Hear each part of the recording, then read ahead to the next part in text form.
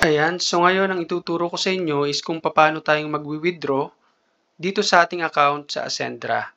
So itong account po na nakikita nyo, yung dashboard na ito is kay Sir Keymark po ito, no? Sir Keymark Cliomo. So ngayon, tulad yan, bago kayo makapasok sa account ninyo, syempre, login nyo muna yung password and username po ninyo. Okay? So yan, kunin po ninyo yan sa mga sponsor ninyo kung saan po kayo magla-login. So kung paano po ba mag-withdraw, punta lang po kayo dito sa payout. Yan, kung makikita nyo dyan sa screen. So click nyo po yan. Ayan. Medyo mahina yung internet. Ayan. So ang total amount is 4,650. Ang total amount na income ni Sir Keymark. Isa po itong teacher, na ginagawa po yung Ascendra. So part-time niya po itong ginagawa as a teacher. Ito po yung kanyang essential, 3,400. At ito naman po yung kanyang expansion, so 1,250. So current enjoyment niya is 0 pa as of now. So request po tayo dito ng payout niya. So request po dito, click po natin itong payout. Yan. And then dito, isi-select po natin yung wallet. So essential, click natin essential. Meron siyang 3,400. So maglalagay pa rin po tayo ng amount dyan. So 3,400. Ayan. So makikita nyo po rito sa baba, ang minimum withdrawal is 1,500 pesos. So ibig sabihin, kung hindi pa umaabot ng 1,500 yung income mo, hindi mo pa po siya mawi-withdraw. Okay? So dito, kung mapapansin nyo po dito, withholding tax po tayo. So ibig sabihin po, 340 pesos yung tax ni Sir Keymark. So kung mapapansin nyo po, legal. Okay? Legal po tayong kumpanya. Kasi po nagbabayad po tayo mismo ng tax po natin. And then transaction fee is 50 pesos.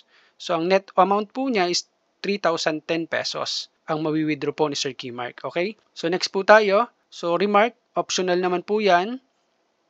So mamimili ka rito, for example, meron kang ATM, meron ka ng Union Bank ATM kasi as of now po kasi is on process pa. On process pa yung ating ATM. So kung halimbawa ATM, meron ka ng ATM ngayon. So yan, click mo yung ATM or click mo naman yung cheque kung gusto mong cheque. So ngayon ang company natin is 3 months pa lang po. So mag-4 months pa lang po tayo. Okay? So ang income po natin is nagsisimula po talaga sa maliit. Okay? So okay lang po yon. Kasi time will come, unti-unti, lalaki at lalaki po yung income. Hindi naman po ito pabilisan. Okay? So ang mahalaga po niyan, nakakapagsimula ka na at kumikita ka na. So cheque po natin ito and then click po natin tong confirm. Okay, I confirm the wallet and the amount are correct. So click po natin itong submit. Ayan. So napapansin niyo po sa taas, payout request submitted successfully. So dito sa baba, mapapansin po natin, 3,400 yung amount, essential, so naka-pending pa po siya, no? On process pa po yan. So date po na in-encash natin is October 20, 2025, so 9:42 PM. So NA, hindi pa po siya approve, hinihintay pa po natin yung approval. So dito naman sa expansion niya is kailangan po is 1,500 yung total amount para ma-withdraw po natin yan. So as of now, hindi pa po natin to ma-withdraw. So click po natin tong, try po natin request payout, expansion, tapos yung amount niya is, kung mapapansin niyo po dito naka-red, amount must be at least 1,500 pesos. So hindi pa po natin ma-withdraw yan. So by next pa yan, pag lumaki-laki, saka po natin ma-withdraw yung expansion ni Sir Keymark.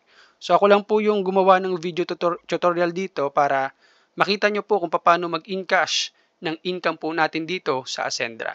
So yun lang po at sana may natutunan po kayo.